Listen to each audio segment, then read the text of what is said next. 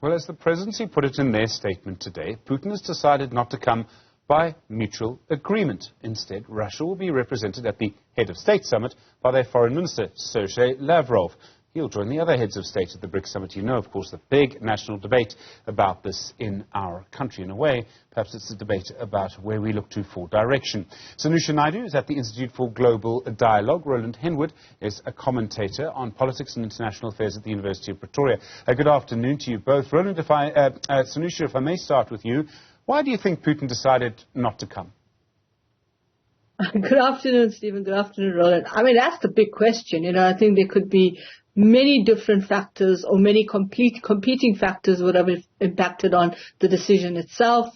Who knows? I mean, some may argue that it is events that happened 8 weeks ago in the so-called very strange mutiny that was aborted in a very kind of bizarre way. That could have influenced the factors of travel. Others may argue that it could be the fact that, there was some kind of decision made at the last minute that it may not be in terms of the reputational risk that we may see, or as well as the security risk. So I think for now, I think it is not a surprise, because I think most of the indications that we have been picking up on in the nuances, both in the reporting and the kind of issues that have been unfolding, have tended to suggested that this decision of not coming to the summit would have been probably much more dire in the sense of President Putin. But also it gives South Africa a little bit of breathing space, but it doesn't necessarily take away the issues that have circumvented and swirled around our role in terms of international law and abiding to those kinds of protocols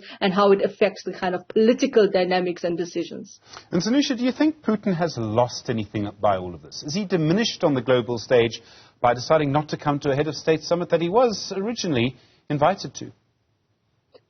The one thing that is very important to bear in mind is that given the situation around how Russia has been kind of pushed in terms of the sanctions, and the fact that Putin's travel would have been very limited outside of Moscow, etc., because of the way these dynamics play geopolitically. I think it would have been much more symbolic if he was here and he was able to attend. It would have shown that this was the one space in the BRICS where he still has that kind of platform that he can attend in person. But unfortunately, I think there are circumstances perhaps beyond his control, beyond South Africa's control, that tends to suggest that it just wasn't a decision that could have been taken lightly. And in terms of where things are currently in the context of the region, where the regional politics around Moscow, the regional dimensions of the conflict, and the internal political architecture in the country right now, it could also be a contributing factor in terms of what happens if he had traveled.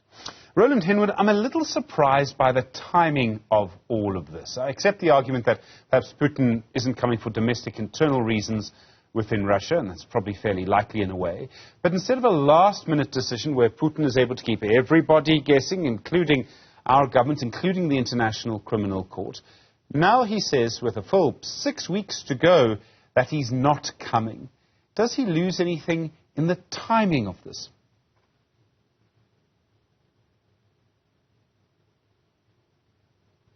Roland Henwood, I think that you've frozen to us, unfortunately.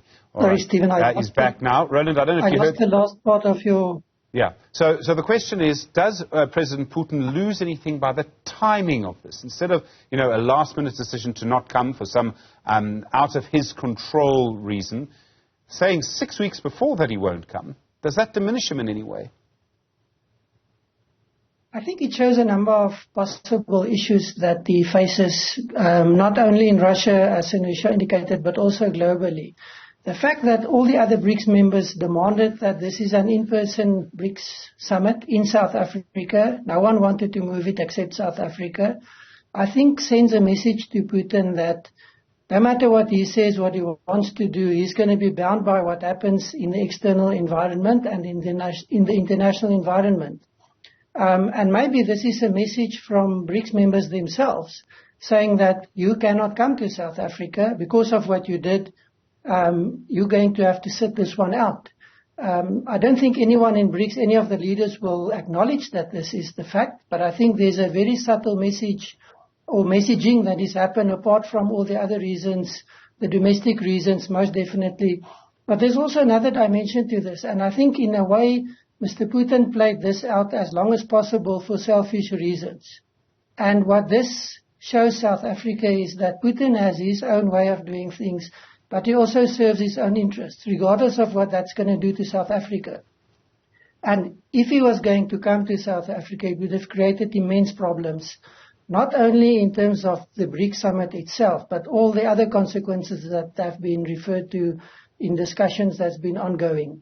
So the fact that he decided not to come, I think one must read the by mutual consensus as diplomatic speak. Putin really didn't have much of a choice, I think, in the end. The risks and the issues that he faces are just way too big for him to leave Moscow and to come to South Africa at this stage. Roland, your suggestion that, in fact, some of the BRICS leaders may have wanted to send a subtle signal to Putin about his invasion of Ukraine. If all four, so if the three other heads of state actually come, so the leaders of Russia, India and Brazil, I imagine that may emphasize your point. If they pull out, well, then it sort of de-emphasizes the point, doesn't it? Yes, but at this stage, the indications are that they will come in person. That's what the communications have been saying all along, that this will be a leadership summit and it will be an in-person leadership summit. And we see that more and more of the key role players that will form that will prepare the groundwork for this is already in South Africa or on the way to South Africa to engage on what's going to happen, how this is going to play out. Quite a lot of the behind-the-scenes work has already been done. I mean, this kind of leadership summit does not happen and all the decisions are taken at the summit. It happens before the time. And there's a lot of work happening, a lot of the preparations and the negotiations are already taking place to ensure that the summit actually concludes on the note that the leadership would want it to conclude. And don't underestimate the importance of Mr. Lavrov being here. That in itself is quite symbolic and important. And that does not diminish, in a direct sense, the participation of Russia. So there's a personal dimension in this for Mr. Putin not coming, but Russia will be participating fully and will be accorded all that is accorded to everyone else that is going to be participating in the summit. Sanusha, the fact that Putin is not coming, that one head of state is not coming, is that going to lead at all to other leaders? I mean, do you agree with Roland and Henwood that the other leaders will still come? Does it slow the momentum behind BRICS in any way? Well, I think once the other leaders have made their firm commitment to attend, I think they will honor that. I think in terms of the discussion around the extent to which the South African government and in particular President Ramaphosa would have discussed this issue at length with his other BRICS counterparts, particularly China, India and Brazil, they would have given it a lot of ventilation. They would have given it a lot of attention and discussion in terms of the kind of mutually agreed position that President Putin will not attend the summit, but rather have the foreign minister attend on his behalf. And I think it doesn't necessarily mean that at this point in time that it will diminish the BRICS. I think there's a lot happening in the BRICS, and a lot of discussions have happened at the foreign ministers meeting in Cape Town, then of course 2 weeks ago at the Sherpa meeting in Durban, and of course all of the side events and the side avenues of the BRICS, all of the other dimensions of the BRICS, the different tracks from the business to the academic to the think tank to the political party meeting that's happening currently in Johannesburg. And I think the challenge is really around the fact that whether the interpretation of Mr. Putin not attending the summit creates the assumption that the BRICS has weakened. I think that internally the BRICS have had their own kind of levels of different dimensions of agreement and disagreement. I think the byline for the BRICS is that we have the right to agree to disagree. But I think there's also the question about whether or not they have set a lot of institutional kind of mechanisms. The big question is what kind of deepening cooperation the BRICS will take forward in the next cycle of summits. And of course, remember, next year the summit is happening in Russia for the fact that Brazil cannot take over the chair of the BRICS next year because it's hosting the G20. So there's all those institutional issues that need to be discussed as well. So I think whatever happens at this summit is not necessarily an indication or the presumption that the BRICS is weakened because Mr. Putin is not there. I think it's a question around what kind of discussions will be taken forward around the BRICS interpayment system, around the expansion, around coordination of the BRICS themselves as the 5 core members, and more importantly in terms of other issues when it comes to the credit rating questions and of course the contingency reserve arrangement. And there are key issues that I think are going to be discussed in terms of institutional architecture, and this seems to come from perhaps how India and Brazil are kind of coalescing around these issues around the deepening or the coordination internally. So I think for the moment, let's just breathe, let's just digest what has just happened. And I think that the real question going forward is what will the next cycle mean? And when it comes to the expansion, whether it happens in the next 3 years or 4 years or even faster than that, we will have to think about the iteration of the BRICS moving forward. I don't know if we get a chance to breathe in South African politics. Roland, I must ask, I think there's a sort of knee-jerk reaction that in some ways this is a victory for President Ramaphosa, and I think there's several reasons why people believe that. The one is that it averts some of the negative consequences that we've been thinking about. The second may be that it suggests that Ramaphosa may have some influence over Putin, or at least is able to talk to him in a way that other leaders are not. How do you see that? I think this is a very positive outcome for South Africa. It saves us a lot of problems and lots of explaining that we don't really have to engage in if not necessary. It also removes quite a lot of issues that was on the table for the time being. I'm not sure one must look at this in terms of personalities, in the sense of a victory or something. Mr. Ramaphosa, I think, is very relieved. It was very clear that this was a tense process, that there were discussions going back for quite some time on this, and Mr. Putin, the indication was relentless. He was not going to let go of this. He continued to communicate that he would come to South Africa. And that's why I earlier said that it's selfish reasons. He wants to show his leadership. He wants to show his ability to move when he wants to move. And we know that's not true. He cannot do that. At this stage, there are too many limitations and too many risks for him. So I don't think he did South Africa any favors up to the last moment when the decision was reached for him not to come. So probably a very nice escape from difficulties. And a diplomatic outcome, I think, is the best way to describe it. But I don't think it's one of mutual friends trying to do the best for each other. This is about self-interest, and we've seen self-interest playing out all along until the announcement that was made earlier today. And Sanusha, I imagine there are also implications for the African Leaders' Peace Initiative to this. If Ramaphosa had hosted Putin, I don't know how the Ukrainian President Vladimir Zelensky would have seen that. The Ukrainians might not have trusted Ramaphosa and the African Leaders' Peace Initiative again. Does it live to fight again another day?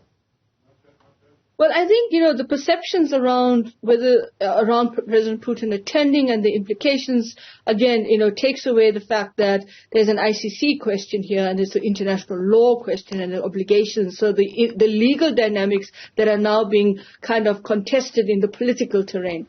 I'm not sure whether it would have actually created that kind of interpretation. I think that the bigger challenge for the African Peace Mission delegation that went to Ukraine and then went to Moscow also raises the question of what the expectation is of this peace mission, because if the gatekeepers of the international system cannot achieve their own kind of finding a way to negotiate a kind of peaceful resolution, which is what all African countries have argued, by the way, in terms of when they put out their arguments in terms of the votes, etc. in the UN. I think it's a challenge around the question in terms of whether or not the issue of President Putin, whether he attended or didn't attend or whatever the situation is actually the question of whether you can achieve the kind of peaceful solution you're asking for. And that means that you've got to have some level sides come to the negotiating table. And at that point, in this point in time, it doesn't seem as if that is an option right now. It's very much a kind of need to find